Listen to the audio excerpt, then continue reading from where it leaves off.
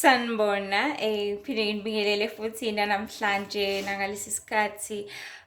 Kuhlezi kwenkulu nemangalisayo intokozo ukuthi sihlangane ngamazwi amnandi asekhaya ezulwini, sihlangane ngamazwi amnandi asakhayo, sihlangane ngamazwi amnandi asiphakela ukudla okumnandi komphefumulo ehlezi sikulambele, ehlezi imiphefumulo yethu nengaphakathi lethu likulambele ngoba liyamthanda uJehova, liyamlangazelela uJehova futhi liyamdinga mihla yonke yokuphila kwethu. Alimdingi ngesabatha kuphela, alimdingi ngesonto kuphela. Otherwise uma kunjalo nesisu sakho ungasitshela uma uvuka ekuseni ulambile sithi usitshela ukuthi sizodla Saturday, sizodla Sunday, but awukwenzi lokho. Wenza njani? Uvuka ekuseni wenza ukudla udle usuthe ujabule njenganomphefumulo wakho-ke uhlezi ufuna ukujatshuliswa yizwi likaJehova ovele ekhaya ezulwini ngoba lidla ngaye, lidla ngeqiniso, lidla ngokukhula. Ekukhuleni kanjani? Ekwazaneni uJehova, because we need to grow in the spirit ngaso sonke isikhathi. But ukuze ukhule in the spirit,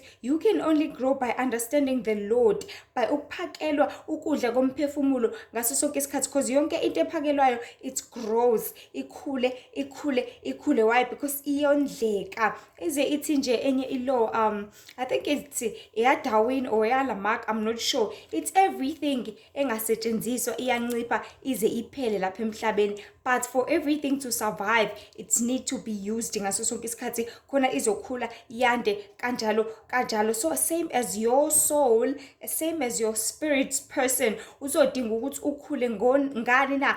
Ngokuthi wondleke ngokudla komphefumulo lokho kuvela kubaba uNkulunkulu kuphela ngezwi lakhe. That is why your soul always gets so happy and excited mengabe uphuma enkonzweni, mengabe kade udumisa, mengabe kade ukhuleka, mengabe kade ufunda izwi lakho, uyajabula ingaphakathi lawo because usuke unjani, usuke usuthi. That is why nawe ujabule makade udla amakhekhe akho athandayo, mekade udla leya chocolate okuthandayo, uze ingaphakathi lakho ijabule ngathi ungalibele nje uhleka, ngathi ungalibele nje. You know, you get that kind of excitement, lo njabulo nje ongachazeki. Why? Because kade udla into ekuthokozisayo emzimbeni wakho, same as umphefumulo wakho. Awuthokozi uma ungatholanga lutho izwi laNkulunkulu, awuthokozi uma ungamenzela lutho uJehova, awuthokozi uma ungakhulekanga, awuthokozi uma ungafundanga izwi, awuthokozi uma ungezwanga lutho ehlangene noJehova, because that's the only way you can get to feed it. So isihloko sethu namhlanje sithi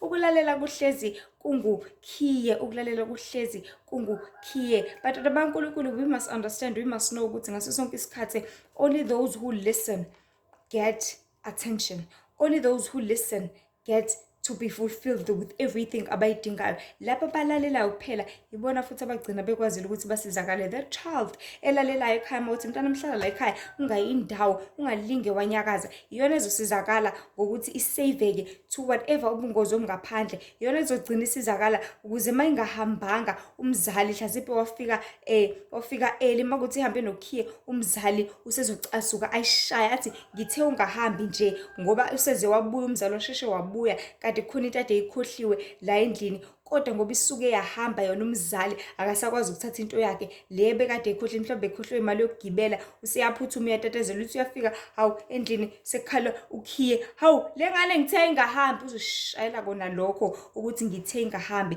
But ukuba ihambanga bingeke izithole leya nduku, ukuba ihlalile yalalela ibingeke izikuthole konke lokho, but umzali bezosizakala mhlasibe futhi la yakhona bezolanda imali yokuthi athengele yona izinto ezimnandi. So bantwana kaNkulunkulu, kubalekile ukulalela kuhlezi kuyisikhiye. So singabantu senze amaphutha futhi sisawenza amaphutha amaningi lapha emhlabeni ngaphambi kukababa uNkulunkulu ohlala ekhaya ezulwini. Number 1, iphutha lokuyihlelela.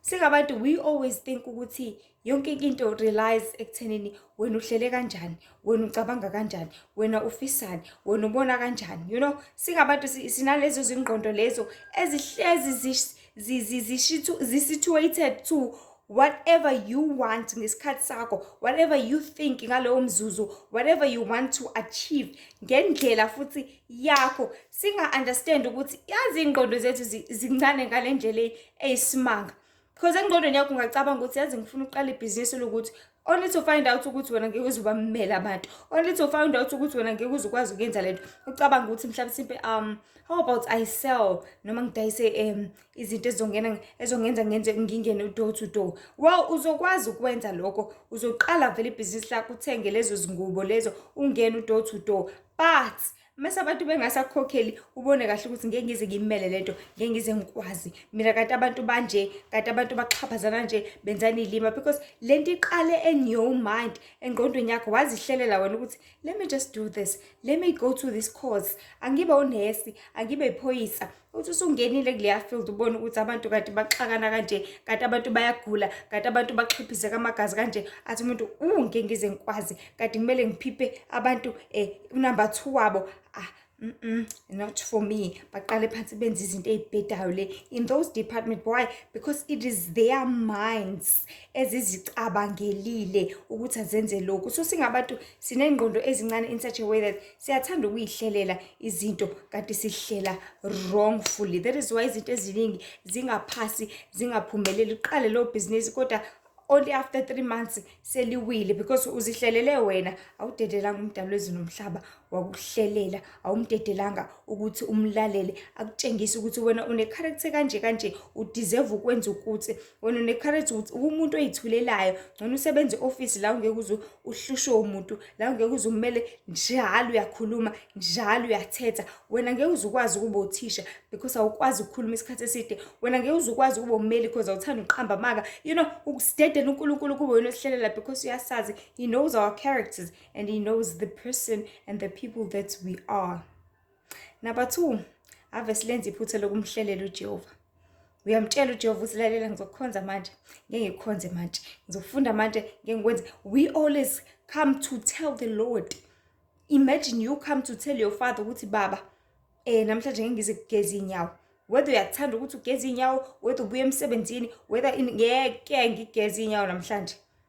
Lalela, ngizokugeza ngesikhathi sokuthi ngizokugeza ngo-10 lezo inyawo zakho. Lapho uyazi ukuthi ubaba wakho ulala njalo ngo-7 because kumele avuke njalo ngo-4 ekseni ephuthume emsebenzini. Wena uzothi uzongigeza ngo-10. Alale nini? Noma lala aphinde avukele wena ukuthi umgeze inyawo. That's ridiculous. Sinalelo phutha-ke kakhulu singabantu, siyathanda ukumhlelela uJehova, asifuni ukumlalela.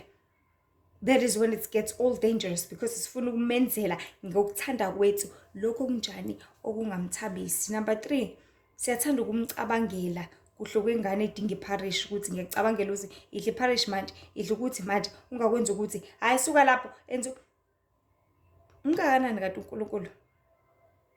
Is he like a small child? Ngendlela esimcabanga ngayo, simpictureisha ngayo, nangendlela esimbeka in that department and that category. How big is God? Isn't it the Father who created everything? Umhlaba ukhona ngenxa yakhe. Ilanga lelo ngalazi nokuthi lingakanani. You can just see as a round. Awulazi nokuthi why namhlanje lishise kakhulu, namhlanje why lishise sakuphola, namhlanje why kunamafu. Awazi yonke leyo nto, but uNkulunkulu umcabangela kuhle kwengane leletho wena, ledinga ukuthi ufundiswe wena.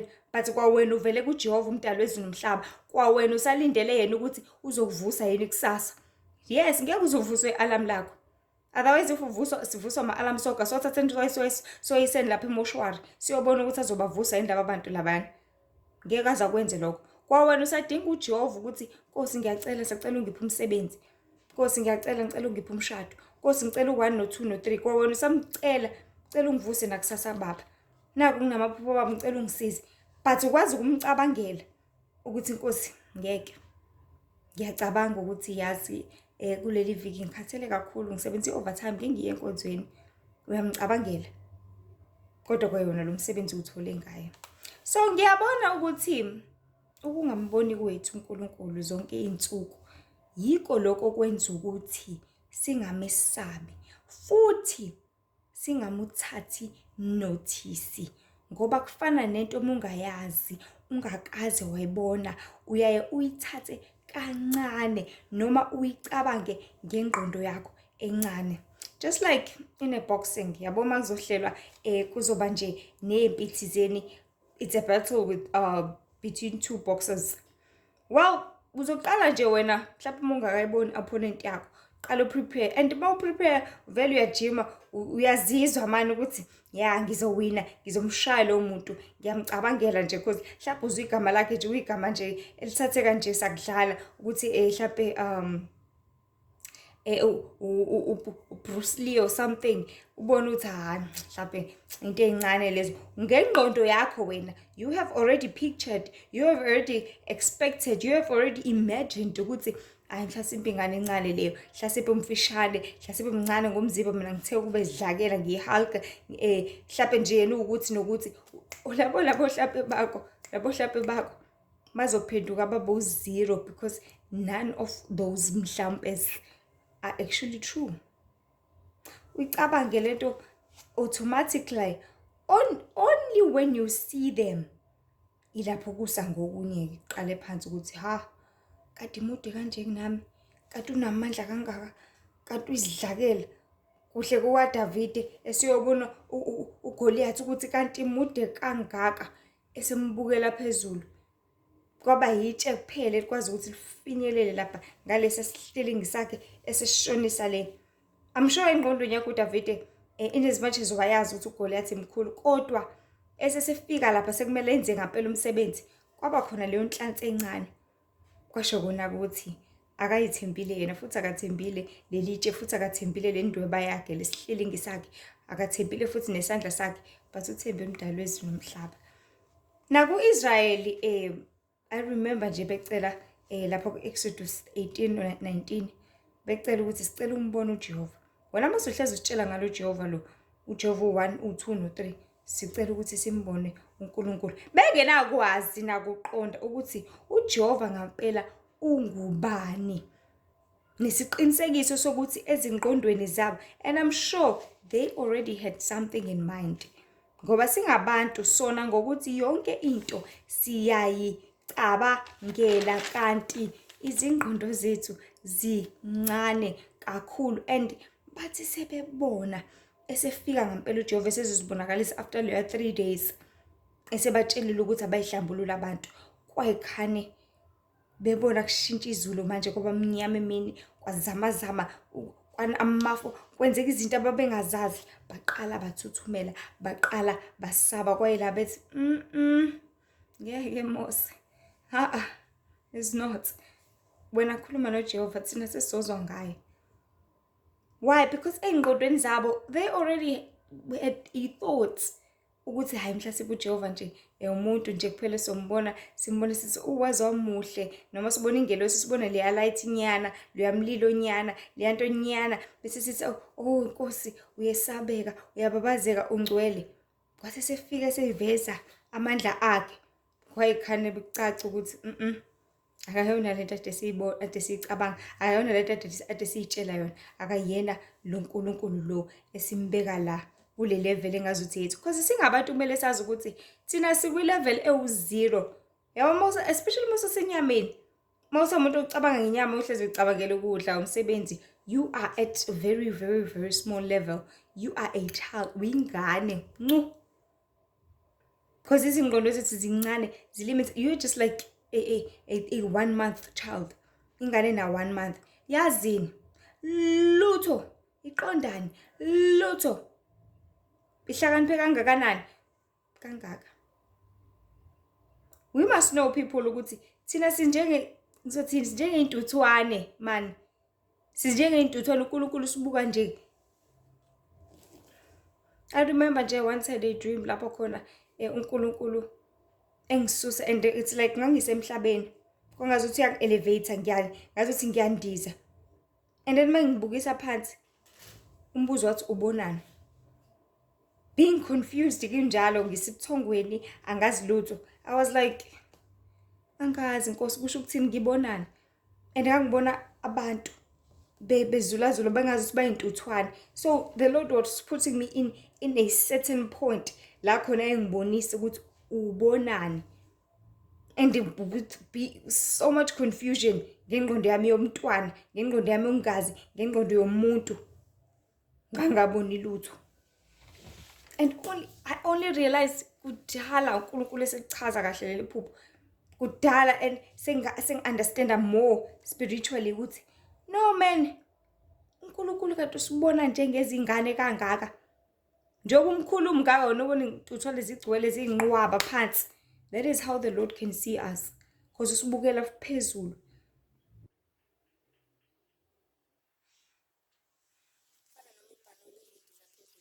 Abantu libabona njengezinto ezingaka. Ibhano icabanga it's just here. And izulu lahleli khona uNkulunkulu, it is way above. So thina sicabanga ukuthi ingqondo zethu they are so smart. Sicabanga ukuthi sihlakaniphile, sicabanga ukuthi yonke into ingaka, yonke into ingangathi, yonke into umhlaba sazosimangaza, sazobona izinto zangampela, huge things. Eze niyibona ema-movie, huge giants, huge creatures, huge scary things. Sazobona iy'manga. So abantu baya babe nezifiso eziningi ne ngempilo lapha emhlabeni. Ezifisweni zabo zonke kusuke kukhona abasuke benakho vele emqondweni. Like they have got a sort of expectations ukuthi ngifuna kwenzeke kanje nakanje kanye nakanje. Kodwa uthola ukuthi akuzoba kanjalo. Umuntu athi nje for example esacela ungisiza bandla yazi ngiswele makukhona nje umashonisa umaziyo ngiyengizwe kuthiwa kunomashonisa wakho okay usizane naye sicela ukuthi ungithathe ungise kuyena. Already in their mind they think ukuthi vele bonke omashonisa you just take the money uyikhokhe month end ngaleyo interest nyana yakhona. Unfortunately athi kuthathe kuyisa mhlasimbe nomakhelwane wakho umngane wakho uzoeva uthi uyafika kuleyo mashonisa athi lalela-ke sicela ukuthi unginikeze ikhadi lakho lasebhenki uqeda uzonginikeza ne-ID yakho uzokushiya la. Uyothi makuphela inyanga mina ngizoyithathela imali yami uzongishiyela nephini yakho ungisize kahle. Ngizoyincuzela mina imali yami ngiyithathele ne-interest yami. Kuse ngokunye ukuthi what? Sekumele ngishiye ikhadi lami manje la? Ngisho kuthiwa khona umuntu ofuna ungifakela imali eceleni usezoyithatha Why? Because at the beginning ubunengqondo elindele something vele ukuthi ngilindele ukuthi vele uzokwenza kanje kanje because mina nginjani ngijwayele kanje. Only to find out there that is when amehlo akho evuleka ukuthi no mina akusiyona lento ade ngicabanga. Akusikona lokho ebengikufisa. Akusikona lokho ebengizitshela ukuthi yikho. Noma athi umashonisa mina umuntu uma ngangikhokheli ke ngiyaye ngimbophe ahlale lapha eboshiwe up until ukuze ngene imali yakhe le ngizoyithathele yami kuyikhane ngimdedela. Imagine i-ID yakhe isihle lapha makumele uyidinge because it's always some emergency into edinga i-ID. Isihle lapha kumashonisa yakhe inyanga yonke. Uthi vele ulahlekelwe umsebenzi. Masukulahlekela umsebenzi umashonisa ulindele ukuthi ngene imali phela month end. Uzokwenza njani? Because ushona endaweni lapho ulindele ngokuthanda kwakho but kungenzeki kanjalo. That is how small our minds are. That is how limited izingqondo zethu are. We limit our minds to us. We limit our minds to what we see. We limit our minds to what we are used to. Kanti impilo ayikho njalo, impilo izokumangaza. So it is unfortunate kodwa ukuthi lezi zingqonjwana zethu zigcina zisifake kuma situations angekho comfortable singabe sisakwazi ngisho nokuzikhipha kanye nokuzitakula kuwo. You expect ukuthi njobe ngihamba ebusuku yonke into izoba right ngeke ngize ngibe nalutho vele abangani bami bahlezi bephuma nabo. Kanti you are putting yourself in an uncomfortable situation. Mase suhijack abantu lapha bengitshotha human trafficking. You are in a comfortable space. So senithwele kuleyo truck manje niyakhala niyahayiza nisuka phi? Nisuka eGoli nibheke le maphi? Nigeria. Because you expected ukuthi ngoba vele abangani bahlezi bephuma then sizohamba sibuye ngeke kuze kwenzeke lutho. Kanti ke expect the unexpected because the life will show you flames. Izokubonisa ukuthi akuyona lento icabanga kancane umthetho wakho. So ngakho ke singabantu uyazi ukuthi uma kungathiwa siyaqonda ukuthi uNkulunkulu wesabeka kangakanani ngaba asisenze umathanda kanjena lapha emhlabeni wakhe njengoba kwenzeka nje kuyimanje. Futhi mangabe kuthiwa siyafunda nje ngampela. Futhi into engifisa abantu siqonde ukuthi mengabe sifunda iBhayibheli, lifunde with a mindset yokujula. Lifunde with a mindset of putting yourself in that situation. Ukuthi u-Israyeli kwakwenzeka ukuthi nokuthi. Zicabange wena usulapho. Zicabange wena usubona ulwandle livuleka. Zicabange wena usukuleyo situation ususemphadini wey'ngonyama ukuthi wawuzokwenza njani wena uDaniel. Nazi iy'ngonyama kade yilanjisiwe, I think zazilanjiswe for iy'nsukwana lapha emphandweni. Wawuzokwenza njani?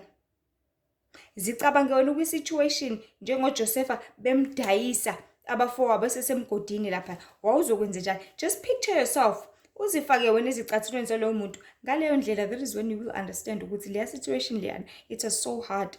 Don't just take it so light ukuthi it was just an example, it was just a myth, into eyenzeka kubona, so what? Yazi so what? Izokwenzeka nakuwena. So what? Uzokubona nawe ngelinye ilanga with your naked eye. And masukubona, and it's very unfortunate ukuthi isikhathi esiningi izinto abantu bazibona, bazirealize, baziqonde sekuvele sekonakele sekulethi. So uma sifunda ngey'ncwadi zabaprofethi, aboJoel, aboMalaki, Isaya, Zefaniya, Hagayi, bemechaza ngamunye achaza ukuthi usuku lweJehova usuku lobumnyama, usuku lwesigayigayi, usuku losizi, usuku lokususa lo phezulu amshonise phansi, usuku lwezinto eziningi.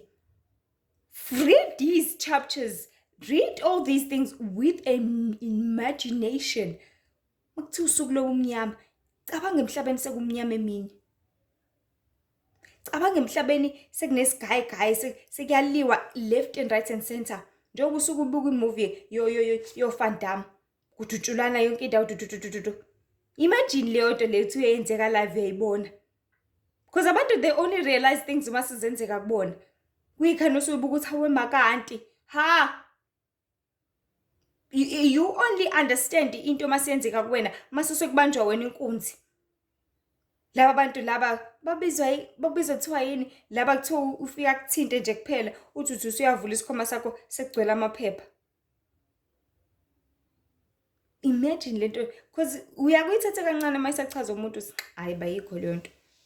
There are people abenza zonke lezi zinto. Thola ukuthi umile lapho kulayini wasebhenk. Khona umuntu olapha phambili kanti ubusy utargethe wena ongemuva. Uzokwenza ngazuthi imali umshini awusebenzi athi wozozama. Bese usuzama kanti khona indlela abatraphe ngayo. Wena uzofaka ikhadi lakho, ufaka iphini, ufaka yonke into. Bese kuthiwa ikhadi lakho lingqwambile. Usuyatatazela-ke manje usuyofuna i-branch khona uzokwazi ukuthi uzame elinye ikhadi. Uthi uyahamba. Phume wonke u-20,000 wakhe ebhenki.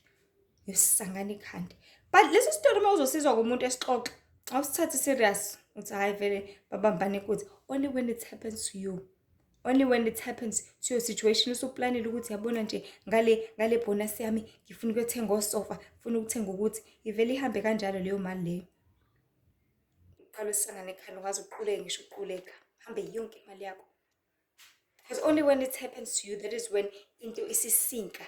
That is when into isihlala. That is when you get to understand ukuthi kanti kuyiqiniso kangaka, kanti ubeqinisile kangaka, kanti lento iyenzeka ngempela bese uyathuka. Abanye baze bashaya ama-heart attack ngezinto kade babezazi, kade zazishiwo, kade zazenzeka futhi nakwabanye abantu, but benga-understand. Same exactly when it comes to ukufa. Abantu bayachazelwa ngokufa ukuthi hayi bo ngale kwethuna kuyahlushekwa, ngale kwethuna abantu bayakhala, ngale kwethuna basesihogweni, ngale kwethuna abalitholile ukuphumula nosizi. Baze bafike emaphosheni asho umuntu uthi ngiyagodola, ngilambile, ngisebuhlungwini. But abakuthathe notice konke lokho, abanendaba. Baqhubeka baziphilele nje izimpilo zabo. And nabo bafuna ukusafarisha ngoba sebibe ngale, sebebona ukuthi kanti kuyenzeka ngempela. It's unfortunate ukuthi uzothi usafarisha vele ayisekho into ongayisiza ngayo. And laba prophethi njengoba bebhala bayasho ukuthi kuyothotshiswa bonke abayigogomezayo. You know, whoever oyibona ukuthi ungcono kunoNkulunkulu, oyibona ukuthi ungcono, yena uphila kamnandi, vele unemali, unemoto, unayo yonke into ayidingayo. Lolu suku laNkulunkulu lizokuthobisa. Sususo semsamo mbeke emnyango, sususo emnyango mbeke emsamo. lizokuthobisa wena, lizokususa leso sicoco kusona. Uyakhazimulisa nje, uyakhazimula njengokhozi wena ngithi. Uyosisuka lena-ke esidlekeni sakho, ushone phansi kuhle kwentuthwane. So nginesiqinisekiso sokuthi baningi abawaziyo wonke lamazwi nalesi siprofetho, kodwa abakaze bajule ezingqondweni zabo bazibuza ukuthi, hayibo, uma sekuthiwa kuyenzeka konke lokhu, kuyosilimaza kuphi? Noma kube namuphi umthelela ngezethu izimpilo? Kufana nasemhleni yaNowa, Nkosi yami, batshelwa iminyaka ukuthi kuza uzamcolo futhi uzobabhubhisa.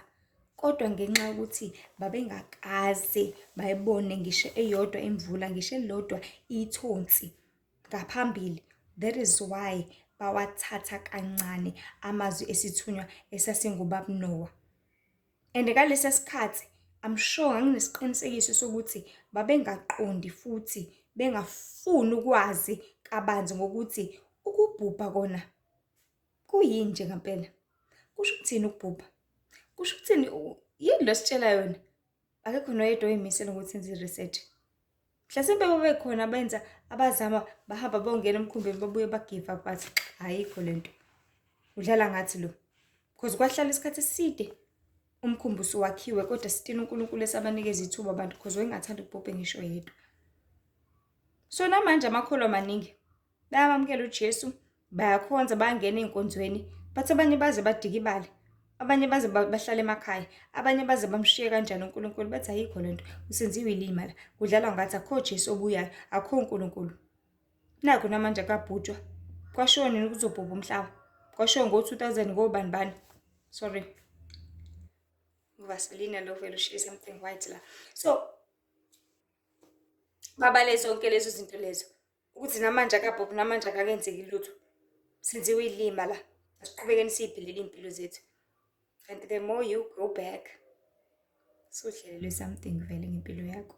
So empilweni nasekwazaneni noNkulunkulu kubalulekile ukuthi bantwana bakaNkulunkulu sikholwe esingakubonanga. Shintsha incwadi abaHebheru ukuthi ukukholwa kuyisiqinisekiso, Hebrews 11:1, kuyisiqiniseko sezinto ezithenjwayo nezinto ezingabonwayo. Be sure ukuthi I didn't see this, I've never experienced this, but I know.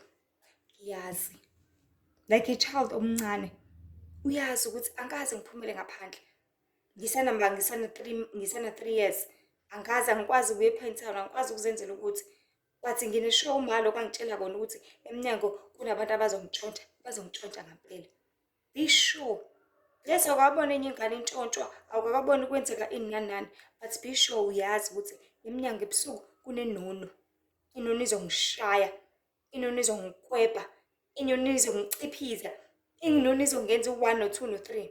Yes, awukazi uyibona inono, but be sure because you trust in your parent, because yena wazi kangcono futhi mdala nawe. So uNkulunkulu, he knows better. I mean, he's the creator of everything. He's the creator of all these creatures. He's the creator of ubona yonke into. Uyazi yonke into. Naloma ziningi izinto angazidalanga, but uyazazi, uyazibona futhi uyazi ukuthi ziyobungozi kangakanani. Uyazi ukuthi zinomthelela ongakanani omubi ezimpilweni zethu. Uyazi ukuthi zingasilimaza kangakanani.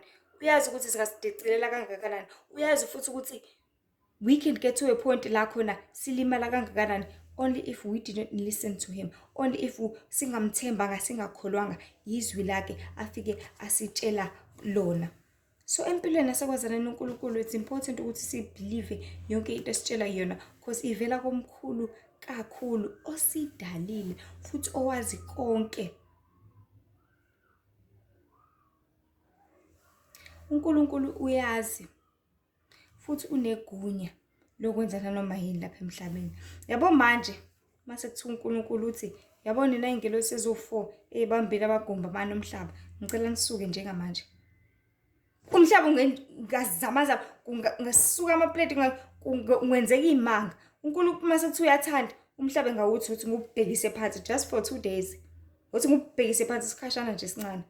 Engakwenza lokho umdalo wezulu nomhlaba akavinjiwe ilutho engenza nanoma yini ayithandayo emhlabeni wakhe, because umhlaba wakhe lo, futhi uyisenabelo nje sezinyawo zakhe nje kuphela. Cabanga uma usenabelo sezinyawo zakhe, yena mngakanani.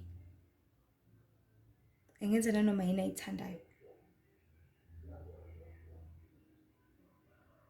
And uma ngicabanga basethi uNkulunkulu wenza umathanda ngempela lapha emhlabeni, kungenzakalani ngathi? Uthonyana ndini? Because musuka wena usubona ukuthi emva kwamakhabethe sekukhandeke that thing le yentuthwane. Kuthiwa yini, umuhlwa odla amakhabethe. Into oyithandayo because isemzini wakho, angithi isendlini yakho. Ungavela usisuke semthamo ushaye ngomshanelo. Ususe yonke lento, ususe zonke lezi zinto. Zife yifaye intuthwane. Because isendlini yakho. Uyabona ukuthi nakho sekuyadleka amakhabethe aseyaphela. So uNkulunkulu engakususa konke afuna ukususa, and usebikezelile ukuthi uzokwenza vele. Ngosuku lakhe uzodlila aqothule aqede yonke into yobubi. Ngokuthanda kwakhe. Yonke into isezandleni zikaJehova ngoba sisemhlabeni wakhe, umdali wezulu nomhlaba. Noma yini ingenzeka nanoma yini. So even ingelosi yazi bantwana bakaNkulunkulu, lezi ezinenkazimulo encane engalinganiswa lutho nikaNkulunkulu, yabo uma ifika la ziveza ubuzona, ungavaleka ngisho amehlo, ungafa ngisho ukufa, ungalala phansi, awukwazi ngisho ukuyibheka.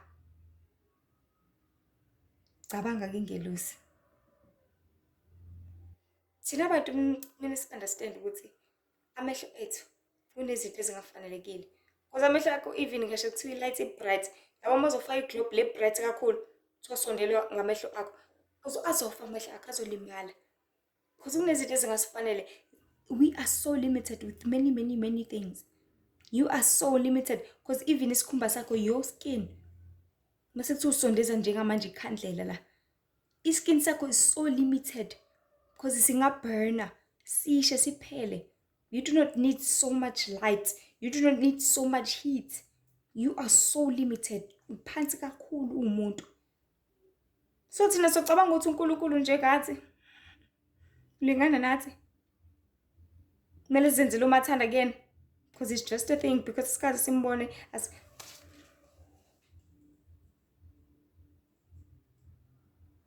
even makuyingelosi zinkulu kangaka ke, how much more uNkulunkulu. Always picture that. Always imagine that. Bese ubheke ukwenza kwakho. Ubheke indlela omlimitha ngayo uNkulunkulu. Ubheke indlela omcabangela ngayo. Umcabangele ngengqondo yakho, ngelevel yengqondo yakho. Le encane, le limited. Njengoba kuthi mangabe kudlula you know this big snake. I'm not sure if ikhona kwamanye ama-countries, but ikhona la e-Africa inkanyamba. It exists. Mangabe kudlula inkanyamba, sibona sokuthi kuba neziphepho, kube nezimvula, abanye baphephunyelwe izindlu, kube nezikhukhula, kube nezinhlekelele, izinto ezinkulu ezingaka. And lesi silwane sincane kunomdali wezinomhlaba, umdali wakho konke.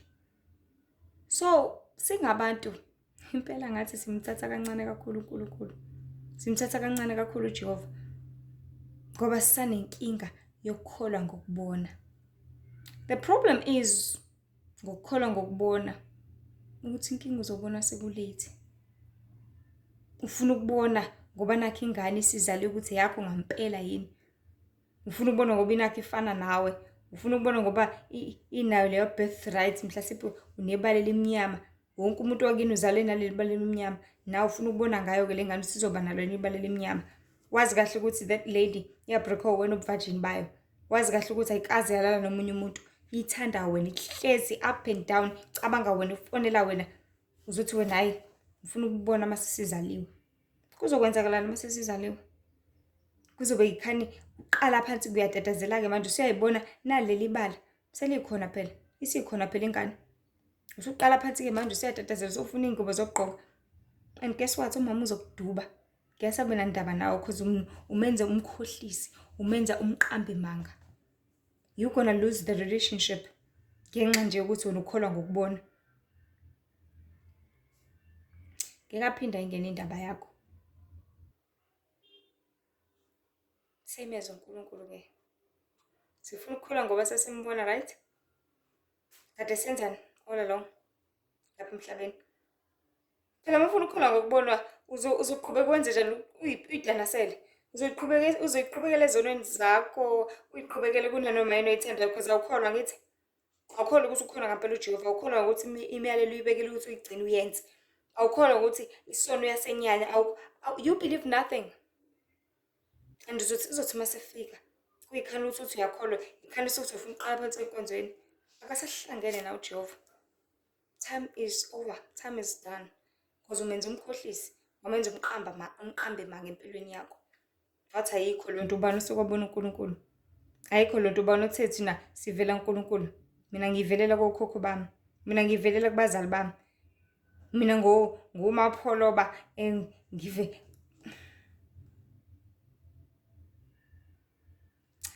fana nalaba ababona ubabuNoah bembone isiphukuphuku. Abagcinanga ngokubona ukuthi kanti ubeqinisile isifika ngempela imvula, kodwa bagcina ngokuthi babhubhe ngenxa yokungezwa nokumthatha kancane uNkulunkulu. Everything uNkulunkulu asiyaleza ngayo, usiyalezela ukuthi asize thina. Everything uNkulunkulu ayiletha kithi, we let as his truth that is supposed to be kept, that is supposed to help us somewhere somehow. But if we're going to live a life yongakholwa, yongamthembi, yokuzenzela umathanda, sithi senze ilima, hayi bo uNkulunkulu unomusa kabi, uNkulunkulu ngeke aze awubhubhise umhlaba, uNkulunkulu u1 no2 no3. It's gonna be so late for us. Mase sesirealize ukuthi akuyona lento ade sicabanga, akuyena lo besimpictureshile, akuyena lo besimenze sambona eyingane kangakanani. Akusikona. That is so limited. That is so young. That is so, I don't know ngingathini, but lokho kuncane kakhulu. Because uNkulunkulu umkhulu kakhulu kunezingqondo zethu. Umkhulu kakhulu nalendlela esimcabange ngayo. He is way much bigger. He is way much higher. Umuntu okunikeza impilo akuvuse ekseni ungakudeserve. Akuvuse for 50 years ungamkholwa. Akondle, akunika amanzi, akuprovide ngomsebenzi ngqovu emoto engaka. And then what do you say? Hayi bemina osebenzile. Hayi bemina owenza 1 no2 no3. Athi omunye hayibo le ngane ezaliwe hayi bemina olale nonkosikazi wami. Uzothi vela uNkulunkulu makwenze njani uthi uNkulunkulu olale nonkosikazi wami. Imina olale naye, ingane yami le. Eyakwa sibani. But noma uNkulunkulu, let's understand that everything comes from the Lord. Everything happens in the realms of the spirit. Even though probably ezinye izinto they did not come directly from the Lord, because nesisa sinesandla somewhere somehow, especially when it comes to ama-items ezinto esiphila nazo njengamanje lapha emhlabeni, ama-items ezinto esizithandayo, and isithi they offer them to us khona for certain, I don't know, for injongo thizeni, whether ukulahleka kwakho noma ukusuka kwakho ebukhoneni baNkulunkulu. So zonke lezi zinto they happen for a reason somewhere somehow.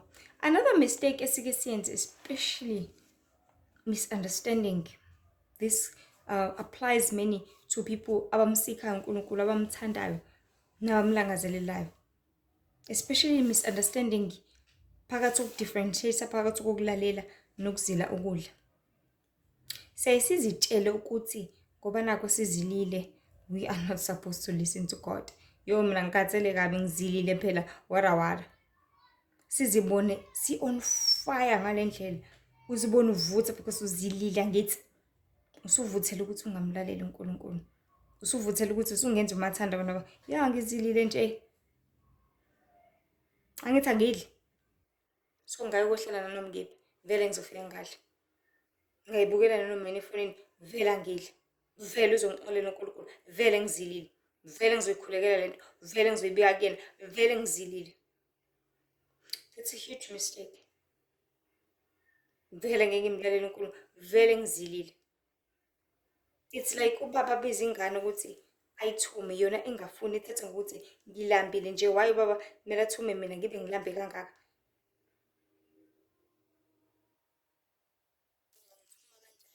Ekubeni the Lord has got nothing to do with the fact that you are hungry.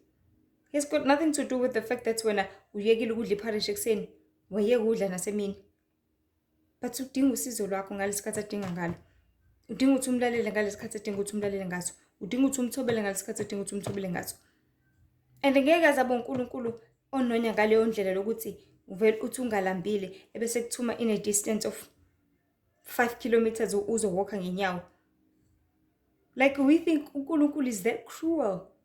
uNkulunkulu unonya ngaleyo ndlela. Ngathola ukuthi ukubizela ukuthi nje mntanami sicela ngithathele iBhayibheli lami lapha ekamereni. Uzothi wena ngoba ulambile ngeke uzolithatha. La eduze, only just like 5 steps. Cela ungikhelela amanzi lapha ekitchen mntanami. Kuphela. And when you gonna come with a drive ukuthi hayibo ngizilile ubaba ngiyazi angithume, ngeke ngize ngiyenze lonto, ungithumela ngizilile ngilambe kangaka, kanti uthunya nje la eduze.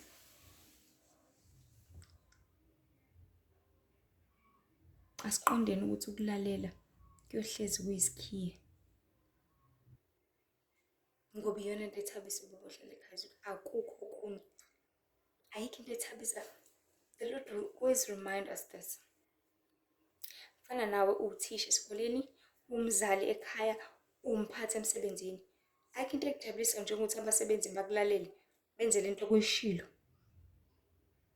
Uyiboss umlungu emzini wakho ukuthi izisebenzi zakho zenze lokho kushilo ukuthi ngiyacela njengamanje sicela ungiphuthumele ungigezele ingane. Singasho ukuthi hayi ngisawasha izitsha. Ngenze njalo ngasixosha ngisho ukusixosha. Esikoleni utshela ingane ukuthi ngicela niphuthume nihambe niyofunda incwadi yo1 no2 no3. Ngiza ne-surprise test. Usiza zona egcineni kosuku. Umzali utshela ingane ukuthi mntanami awenze u1 no2 no3. Phuthuma washe izitsha. Uyazi ukuthi yona izosizakala ngalezi zitsha lezi. Ngoba ufuna ukwenza njani? Usefuna ukuphaka umzali. So mengabathi washe izitsha ukutshelela ukuthi khona izokwazi ukuthi aphake. Iphakela nawe futhi. Uzothi wena ulaleli. Uzothi wena wayo mahle zithuma mina ngaso sonke isikhathi. Kube kuwena ozophakelwa. Kube kuwena olambile ngoba uwena kade usho ukuthi mangilambile. And umzali naye opportunity ukuthi aphake kodwa izitsha zisakusinki. Phuthuma phela washe izitsha mntanami. And ingane engalaleli yanenge kuyanyanisa.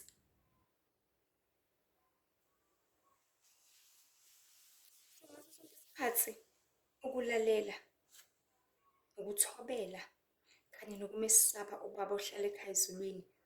Uhlezi kungukhiye omkhulu empilweni.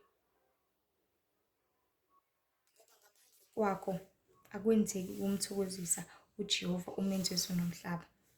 Futhi sihlezi sazi ukuthi konke asiyala ngakho kusuke kuzosiza thina.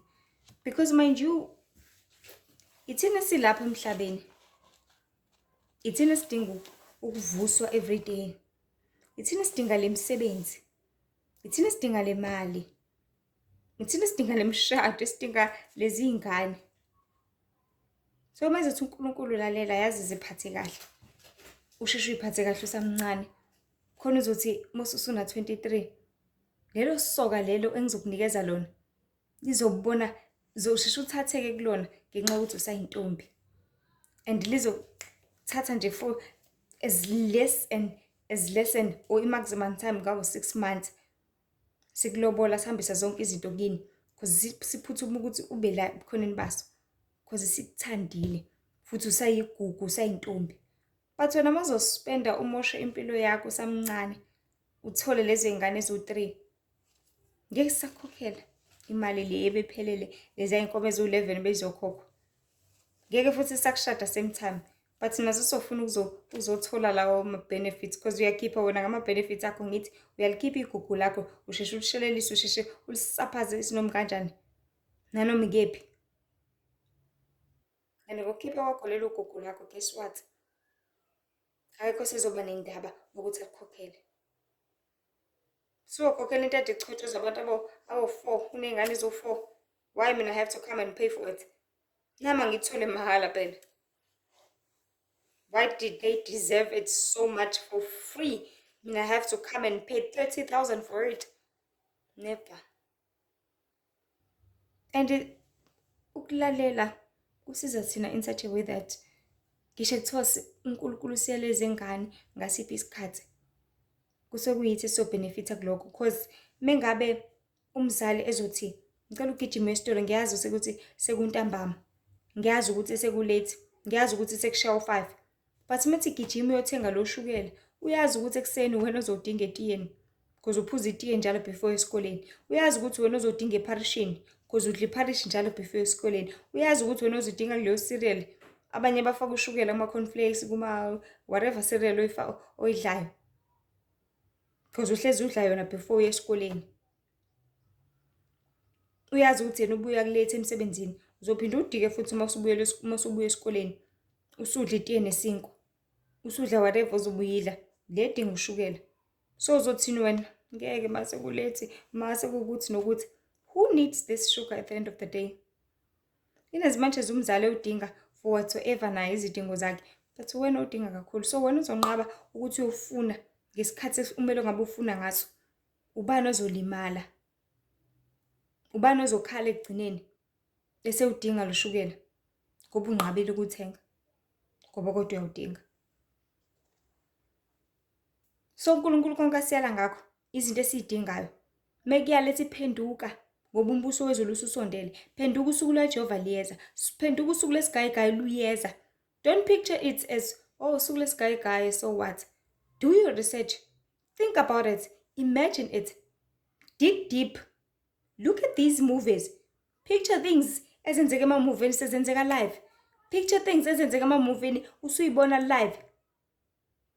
Ungenza njani? Nawo amasosha segcwele zonke izindawo.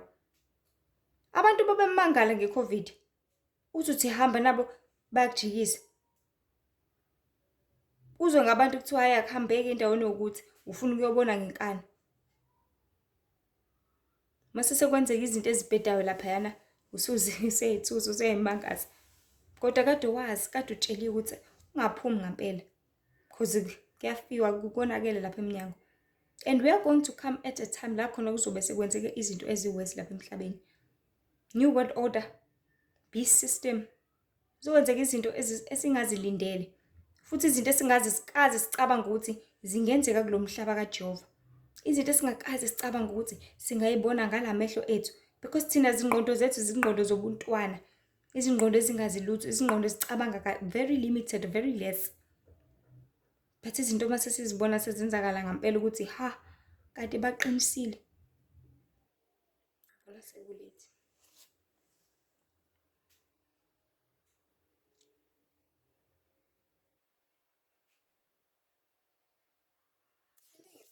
NgoJehova ukuthi yathi akaze afike late.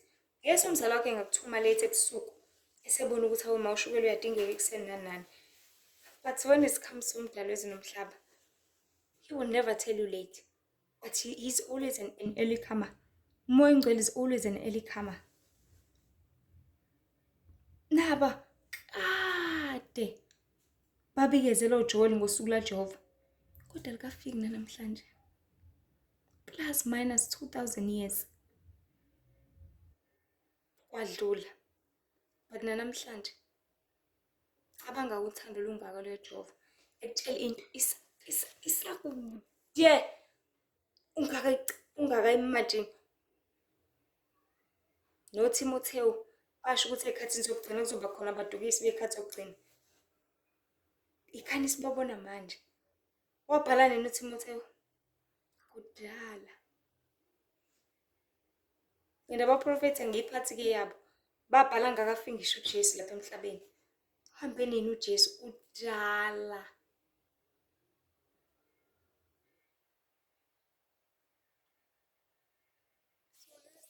About uthando lukaJehova lokusisiza ngezinto nangolwazi olukhulu kangaka lungakenzeki futhi kusanesikhathi eside ukuthi kwenzeke.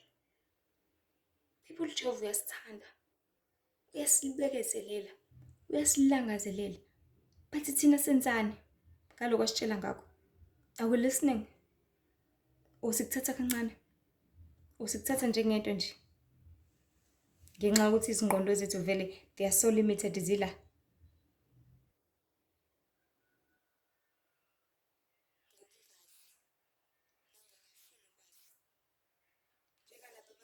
Ufuna ukwazi ukuthi yini imvula. Baze babona ngayo isifika ukuthi kanti imvula into enje. And bafica sekulate. So abantu bakaNkulunkulu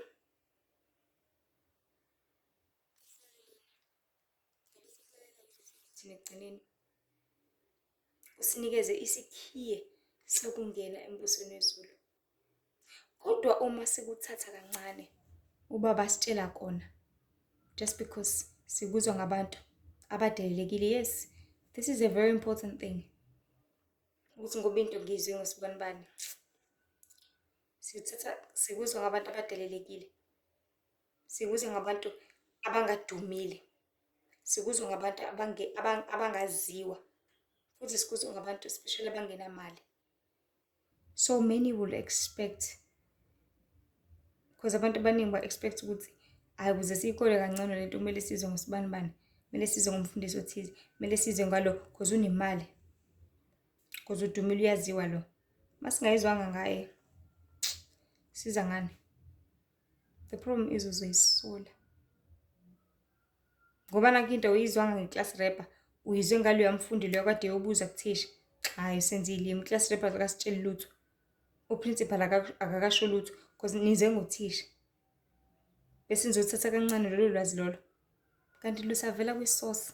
Isource inikeze lo umthembile. Lo yazi ukuthi uzodlulisa umyalezo. Lo yazi ukuthi uzodlulisa iqiniso okuyilona lona. Ngoba mhlawumbe iclass rapper sathembekile. Sithatha ngokuthi vele I'm at the top. Which is what is happening with many. Abafundisa uNkulunkulu akasabathembi because balishende iziqiniso balifihla. And whoever ongawu multiply ama-talent owafihlayo uyaphucwa kokona lokhu kuncane anikezwe kona. And the Lord will give it to a trustworthy person. Uzonikeza umuntu othembekile odlulisa iqiniso okhuthele oyenza intando kaMdali wezulu nomhlaba. So sithatha ngani ukuthi ngeke sikulalele lokho. NjengoNoah babemhleka bethi sasavelelwe ikhehle edala kangaka libhorekile umthetho walo. Egugeni kwalo ligugela kuthina.